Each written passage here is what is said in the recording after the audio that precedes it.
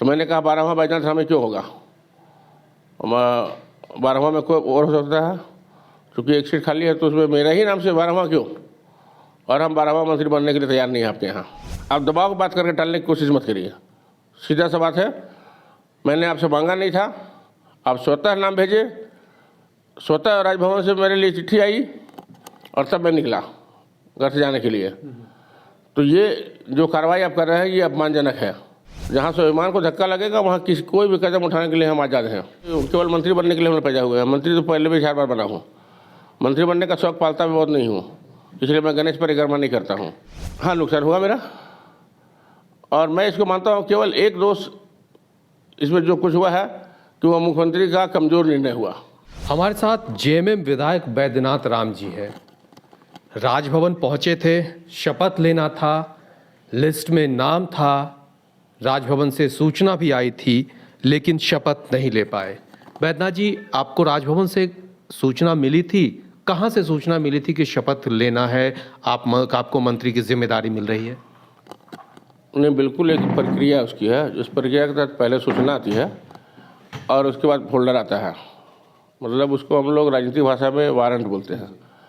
राजभवन से जो आता है अनुरोध पत्र कि उसमें आपको शपथ लेने आना है इतना समय तक और आपको मंत्री के रूप में मनोनीत किया गया है, तो वो जब राजभवन से आया तो मैं अपने आप को कन्फर्म माना कि अब मेरा मंत्रिमंडल में जगह बन गया है और ओथ लेने के लिए जाना है। 3:45 तक बुलाया गया था।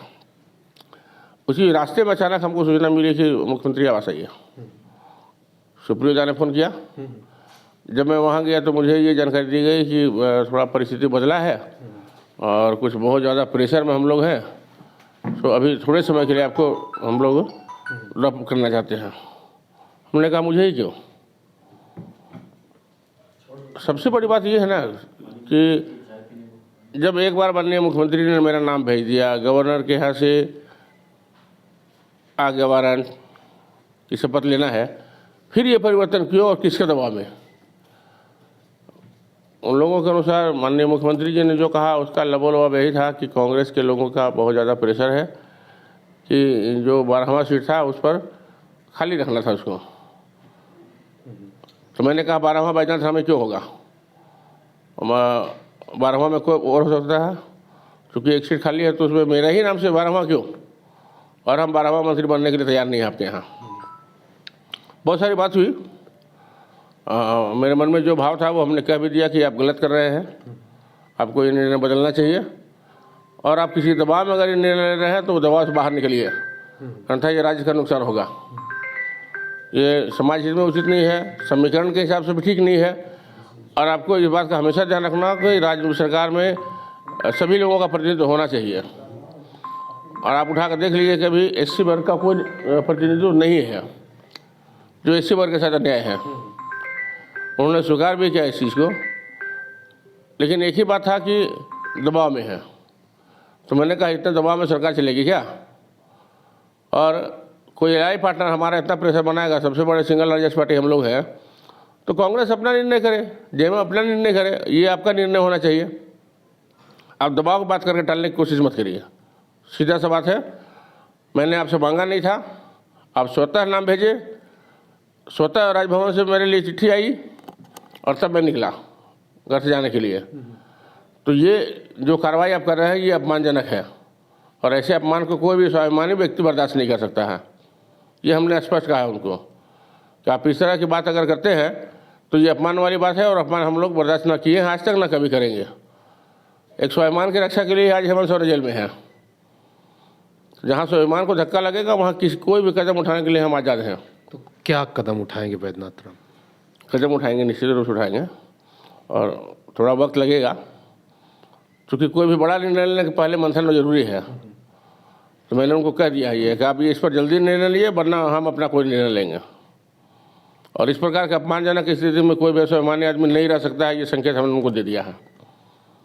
मैं शुरू से स्वाभिमानी हूँ, मैं कभी मांगने नहीं जाता हूँ मंत्री पद, किसी मंत्रिमंडल में मैंने मंत्री पद मांगा ही नहीं है। कार्रवाई अपमानजनक है, इसको स्वीकार नहीं किया जा सकता है, स्वीकार नहीं करूँगा। तो जो परिस्थितियां बनी बैद्यनाथ जी, या जिस तरह से आपको सूचना मिली उसके बाद क्या आपके क्षेत्र के लोग भी सब तो रांची पहुंच चुके होंगे, पहुंचने के कगार पे होंगे? कुछ तो पहुंच चुके थे, कुछ रास्ते में थे, कुछ को हमने लाते में रुकवा दिया। जो लोग रास्ते में से उसमें कुछ लोग जो रांची पहुंच गए थे वो इधर आ पाए, बाकी लोगों को रास्ते से बैक कराना पड़ा कि नहीं ये निर्णय परिवर्तन हो गया है, इसलिए आप लोग अभी कृपया न आए यहाँ। तो आपको समझ में आया कि कौन सी दबाव थी जिसकी वजह से आपकी पार्टी बैकफुट पे आ गई, या मंत्रिमंडल का निर्णय, मुख्यमंत्री का विशेषाधिकार है, मुख्यमंत्री बैकफुट पे आ गए? निश्चित रूप से ये विशेषाधिकार मुख्यमंत्री का होता है और उसी का प्रयोग करते हुए उन्होंने नाम भेजा था।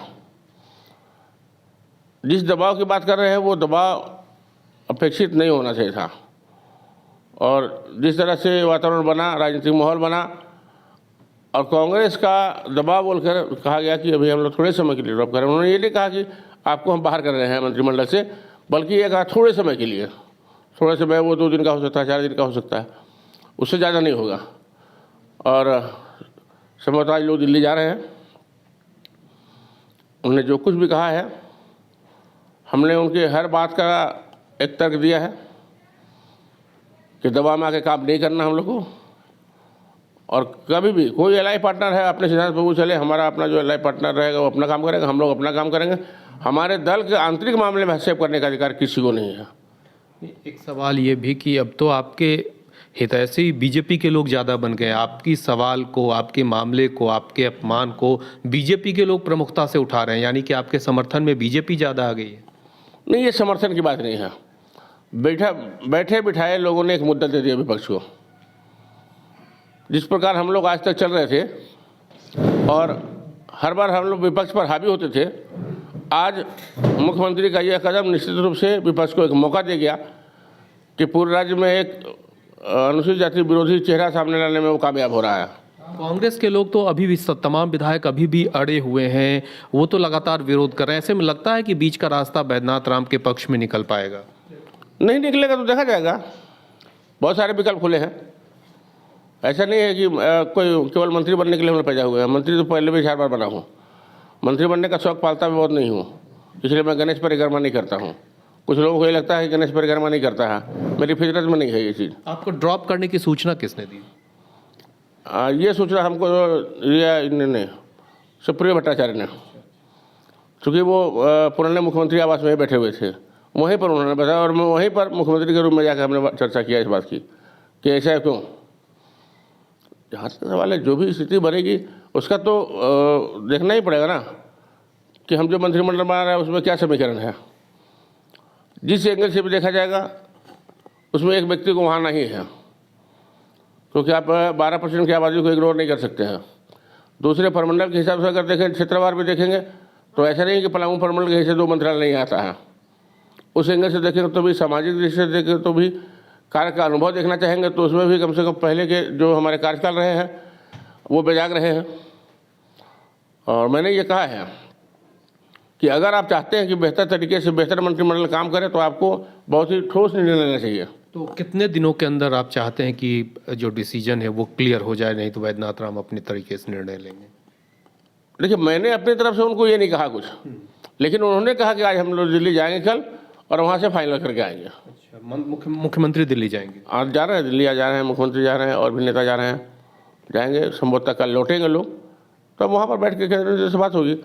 क्योंकि जिस तरह से कांग्रेस में आपदा भी बचा हुआ है और उनके सारे विधायक तीनों मंत्रियों के खिलाफ बोले जा रहे हैं, बहुत हास्यास्पद स्थिति है कि कांग्रेस का नेतृत्व आज भी अपने लोगों को समेटने की स्थिति में नहीं है।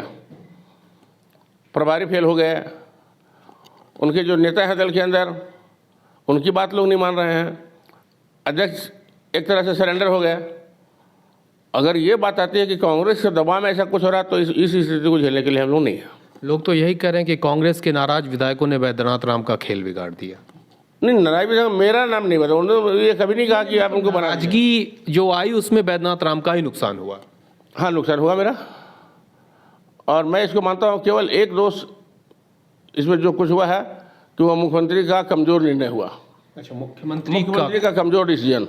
मैंने उनको खुद कहा है कि मुख्यमंत्री का डिसीजन इतना कमजोर नहीं होना चाहिए, और इतना कमजोर अगर मुख्यमंत्री होगा तो राज्य का भला कभी नहीं हो सकता है। हेमंत जी से मुलाकात करेंगे आप, बात करेंगे, बताएंगे सारी परिस्थिति? बात करेंगे और सर देख के बात करेंगे, क्योंकि अभी विषम स्थिति में है, अभी जेल में है, तो हम लोग नहीं चाहते हैं कि जेल में भी जाके उनको हम लोग एक नया तनाव पैदा कर दें उनके दिमाग में, क्योंकि खुद तनाव में है। और ऐसी स्थिति में हम अपनी व्यक्तिगत कोई बात करना उनसे जाए, ये अच्छा नहीं है। तो बैद्यनाथ राम जी पूरी तरह से आहत हैं जिस तरह से मंत्रिमंडल विस्तार को लेकर, मंत्री बनने को लेकर इन्हें सूचना दी गई, फिर ड्रॉप किया गया और इनका साफ तौर पे कहना है कि कमज़ोर मुख्यमंत्री का परिचायक है इस तरह का निर्णय, और ऐसे में ठीक नहीं होगा गठबंधन के लिए, पार्टी के लिए। रांची से अपने सहयोगी वीडियो जर्नलिस्ट उमेश के साथ कुमार चंदन।